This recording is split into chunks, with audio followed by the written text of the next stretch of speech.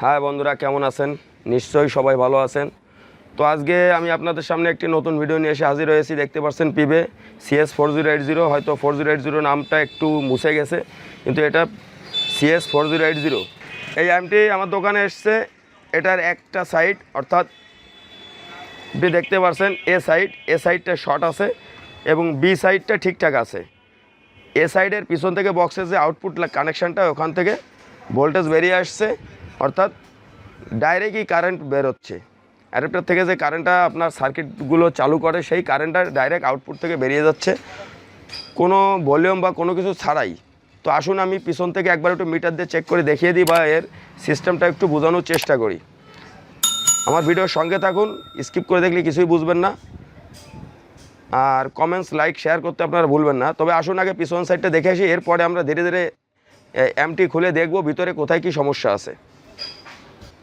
সেই সেটের পিছনের সাইড আপনাদের যতটা সম্ভব আমি পরিষ্কার করে দেখানোর চেষ্টা করব। সেটটি দেখেন অন আছে, এই চেম্বারের ফ্যানও ঘুরছে, এবং এই যে আরেক সাইড এ চেম্বারের ফ্যানও ঘুরছে। তো আসুন আমরা বি সাইডটা তখন আমাদের রেডি আছে, দেখছেন বক্সের তার লাগানো আছে এবং অডিও কর্ড নিয়ে আছে।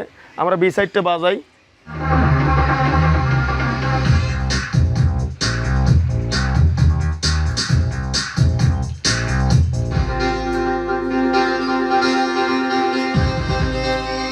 হ্যাঁ, আমাদের বি সাইডটা বাজতেছে। এবার এই একই অবস্থায় আমরা এ সাইডে কানেকশান দিব। আমার সেটটা সিরিজে দেওয়া আছে 300 ওয়াটের, আপনাদের তাও দেখাবো। এই দেখেন, ঢুকাতেই সিরিজ লাইটটা জ্বলছে এবং বক্সের কেমন একটা আওয়াজ দিচ্ছে দেখেন।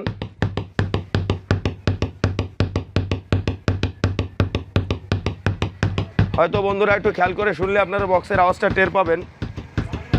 তো আমি যখনই এই লাইনটা খুলে দেবো, সমস্ত আওয়াজ এবং এই সিরিজ লাইটটা নিভে যাবে। দেখুন, হ্যাঁ, খুলে দিতেই বক্সের সেই আওয়াজটা নেই, খেয়াল করেন, এবং সেই সিরিজ লাইনটাও নেই, এখন নিউট্রাল আছে। কিন্তু বি সাইডটা ঠিকঠাক চলছে, এইটা হচ্ছে এ সাইড।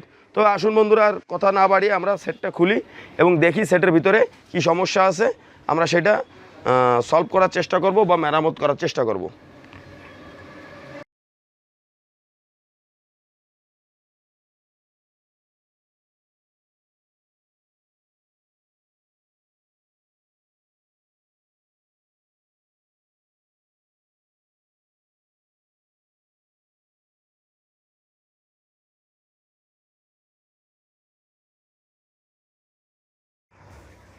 বন্ধুরা দেখতে পাচ্ছেন, অবশেষে আমি সেটার উপরে কভারটা খুলে নিয়েছি এবং 4080-র যে হাই গেন এবং হাই ভোল্টেজ এবং লো ভোল্টেজের যে তার 4টি ছিল, আমি সবগুলোই খুলে নিয়েছি।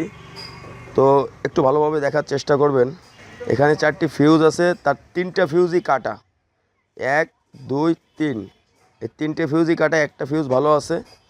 আর এখানে বোর্ডটা আমি ভালোভাবে দেখেছি, এটা ফেটে গেছে এবং অন্য অন্য আরও কি ক্ষতি হয়েছে সেগুলো আমি একটু দেখব। দেখার পরে আপনাদের আমি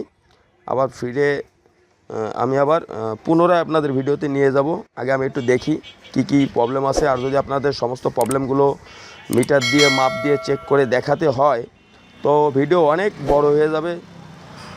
আর এই একটু শর্টকাট করে না দেখালে আপনারাও বুঝবেন না, শুধু মাপজোপগুলো খালি আপনাদের দেখতে হবে। তাই আমি চাই আপনারা আমার ভিডিওর সঙ্গে থাকুন। আমি আমার মতো করে আগে দেখি, চেক করি কোথায় কি প্রবলেম আছে। প্রবলেমগুলো আমি আপনাদের মাঝে সব শেয়ার করব।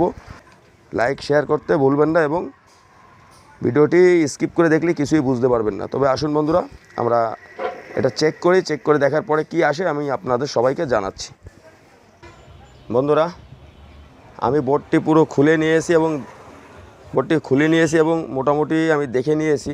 তো আপনাদের দেখানোর জন্য আমি আরেকবার মাপ দিয়ে একটু দেখাবো। আপনারা মিটারের দিকে হয়তো খেয়াল করলে দেখতে পারবেন, এই পাশটা বোর্ডের প্রথমে 1 2 3 4 5 6 7 8, এই 8টা ট্রানজিস্টর শর্ট, এবং এই আরেক পাশে 1 2 3 4 5 6 7 8, এই 8টা ট্রানজিস্টর আমি শর্ট পেয়েছি। তারপর আপনাদের 1 মিনিট বা কয়েক সেকেন্ডের জন্য একটু মাপ দিয়ে দেখানোর চেষ্টা করব। দেখতে পারবেন মিটারের দিকে তাকিয়ে, মিটারটা পুরো মাথা বন্ধ চলে যাচ্ছে। দেখেন আমি এটা শর্ট করলে মাথায় যাচ্ছে, এবার ট্যানিস্টারে ধরলে সেই একই প্রসেস। আপনি যেটাই ধরেন না কেন দেখতে পাচ্ছেন সবকটা ট্যানিস্টারই শর্ট আছে, অর্থাৎ এপাশের সমস্ত ট্যানিস্টার শুধুমাত্র অসিলেশনে যে ট্যানিস্টার দুইটা, এই দুইটা বাদে পাওয়ার সেকশানে যে ট্যানিস্টারগুলো এগুলো বেশিরভাগই শর্ট আছে। এবার আমি একটু দেখাই, মিটারটা একটু খেয়াল করে দেখলে বুঝতে পারবেন মিটারের মাথায় চলে যাচ্ছে, ভালোভাবে একটু দেখেন। প্রয়োজনে যারা বড় স্ক্রিন চালান কম্পিউটারে দেখতে পারেন, কম্পিউটারে দেখলে হয়তো ভালো বুঝতে পারবেন, মোবাইলে অনেক ছোটো স্ক্রিন, আপনারা হয়তো খেয়াল করলে বুঝতে পারবেন কিনা জানি না, তারপরে আপনারা চেষ্টা করবেন। আমার যথাসাধ্য আমি চেষ্টা করতেছি আপনাদের সঠিকভাবে দেখানোর। তো আমি মাপ দিয়ে যা পেয়েছি, এখানে কিভাবে কাটিছে বা পুড়িছে বা কিভাবে শর্ট হয়েছে আমি এটা জানি না, এটা জানার চেষ্টা করব। যার সেট বা যারা সেটটা অপারেটিং করেছে তাদের কাছ থেকে জিজ্ঞাসা করে আমি জানার চেষ্টা করব, এবং সঠিকটা পেলে আমি অবশ্যই আপনাদের জানাবো। তো আপনারা ভিডিওর সঙ্গে থাকুন, আর বাদবাকি কাজগুলো করি। এখন ট্যানিস্টারগুলো খুলবো, খুলে আবার মাপ দিব, মাপ দেওয়ার পর কি আসে আমি আবার আপনাদেরকে আমি দেখানোর চেষ্টা করব। বন্ধুরা দেখতে পাচ্ছেন সেই 4080 বোর্ডের পুরনো বোর্ডটি, আমি এর প্রত্যেকটা ট্যানিস্টার খুলে নিয়েছি এবং মাপ দিয়ে দেখেছি। আপনাদের বিস্তারিত মাপগুলো দেখাতে গেলে ভিডিও অনেকটা লম্বা হয়ে যাবে। এখানে 4টা মাইক্রো রেজিস্ট্যান্স কেটে গেছে এবং আপনার মোট 20টা ট্যানিস্টার, আমার কাছে মাত্র 5টা ট্যানিস্টার ঠিক আছে মাপ দিয়ে দেখেছি, আর বাকি যে 15টা ট্যানিস্টার পুরোটাই খারাপ আছে। এখন এই 15টি ট্যানিস্টার লাগাবো এবং সাথে এই 5টি আবারও মাপ দিয়ে দেখবো যে কোথাও কোনো ত্রুটি বিচ্যুতি আছে নাকি। যদি থাকে তবে আমি যেভাবে কাজ করি, এটা আমার পরামর্শ, এই 5টা ট্যানিস্টারও বাদ দেব।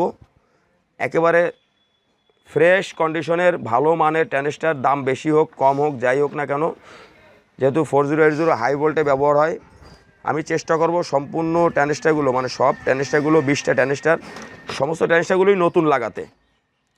অর্থাৎ পুরনো ট্যানিস্টার অনেক সময় ঝামেলা থাকতে পারে একটু, তাই আমি চাই না যে পুরনো একটু ঝামেলা ট্যানিস্টার সেটের অসিলেশনে ঝামেলা করে নতুন যে ট্যানিস্টারগুলো দেবো সেইগুলো খারাপ হয়ে যাক। তো আমার রিকমেন্ড থাকবে সমস্ত ট্যানিস্টারগুলো নতুন লাগাতে, যেহেতু 15টা ট্যানিস্টারই খারাপ আছে, বাকি 5টা ট্যানিস্টার নতুন লাগালে খুব একটা আসে যায় না এবং ভালো কাজ করবে যদি আপনি 20টা ট্যানিস্টারই নতুন লাগান। বন্ধুরা একটা কথা না বললেই নয়, আজকে এই পর্বটা প্রথম পর্ব, আমি এক পর্বেই আপনাদের সমস্ত কাজগুলো দেখাতে পারছি না, তাই দুঃখিত। আপনারা আগামী পর্বে এর বাকি অংশটুকু দেখে নেবেন, পর্ব 2। এ পর্যন্ত আজকে ভিডিওটা রাখছি, সবাই ভালো থাকবেন, ধন্যবাদ।